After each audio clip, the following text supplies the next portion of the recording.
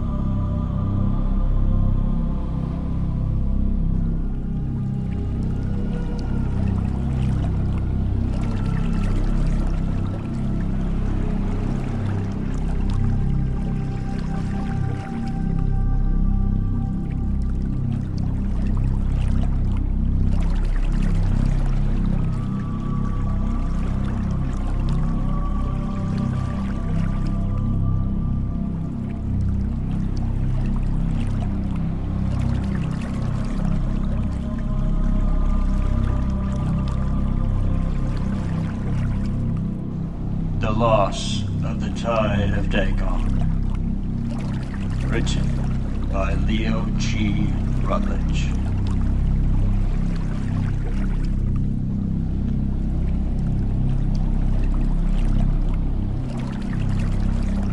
The year was 1655.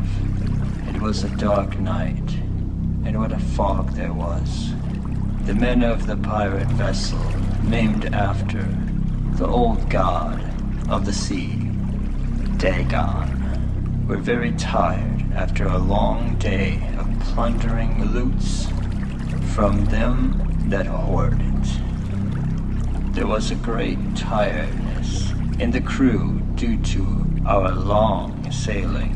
From the long day of busyness, hard work, into the dark of a moonless night, I was awake due to some uneasy dream I had of some kind of angry voice shouting some great warning, but I was not able to recall the details of the message. I did not want to sleep after such a strange dream. I felt a blackness within my very soul, as if I myself was left behind, alone in some damned judgment for the cursed things that I have done. There was a fog that came out of the stillness and silence of the sea. It arose in such a creeping, subtle way, seemingly unnatural. I had a suspicious feeling that the fog was the reason for the tired, sleepy men aboard the ship. I was awake and aware, so I went up to the deck and stood peering out into that damned foggy sea. Now the captain of the tide of Dagon was none other than Captain Clive Killian, a man that was said to have killed his own father and mother in exchange for the reward of this very ship as a boy. The word amongst the ship's men is that Killian met some kind of devil beneath the water on that day, and he made a deal with him. But I don't know. I don't believe in such fanciful dung as heaven nor hell.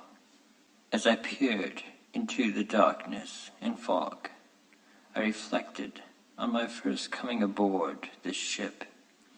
It was only 3 months after I lost my wife and son in the fire on my old farm. I gave up. I lost everything. So I gave myself over to Killian.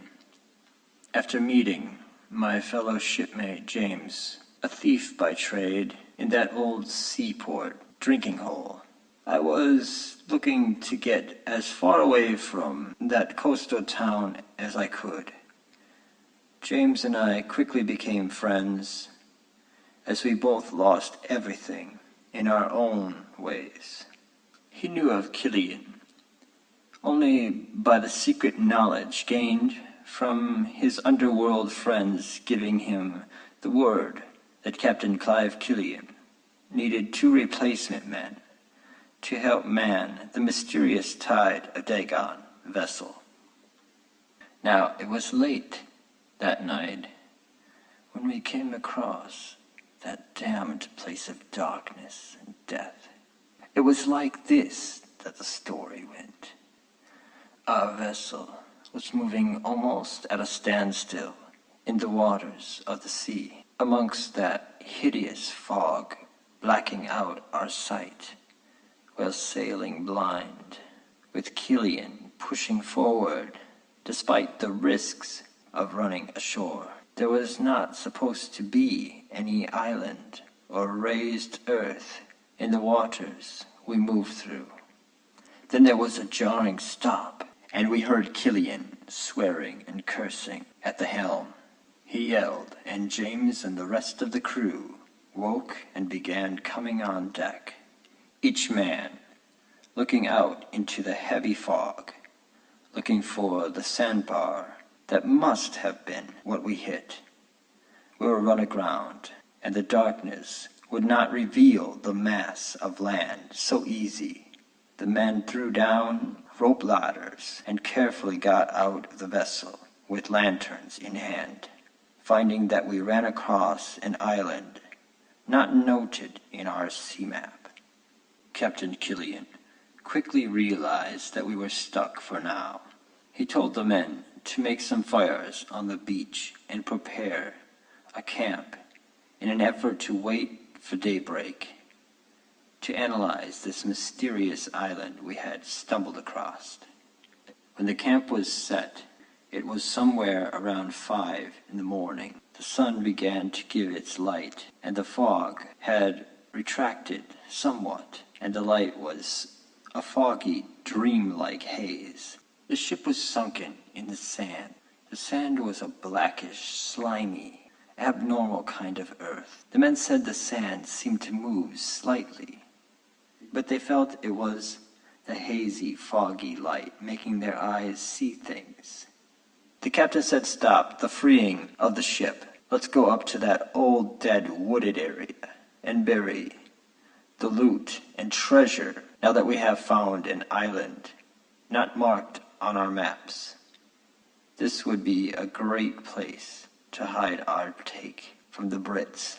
He walked up the beach to the place he thought would be perfect to have the men dig the holes. Me and James went with the men, and we all gathered up the big crates and treasures we stole from a British trade vessel we recently burglarized the night before. We all brought the loots to the captain and began to dig, as we have done before, as it was the custom. As we made holes in the earth for the treasures, I could not stop with the feeling that we were being watched by some sinister thing not visible to our physical senses. The cool air and unnatural stillness and silence made my skin crawl. This island is dead. I only see dead trees, like standing skeletons left from a haunted, distant time.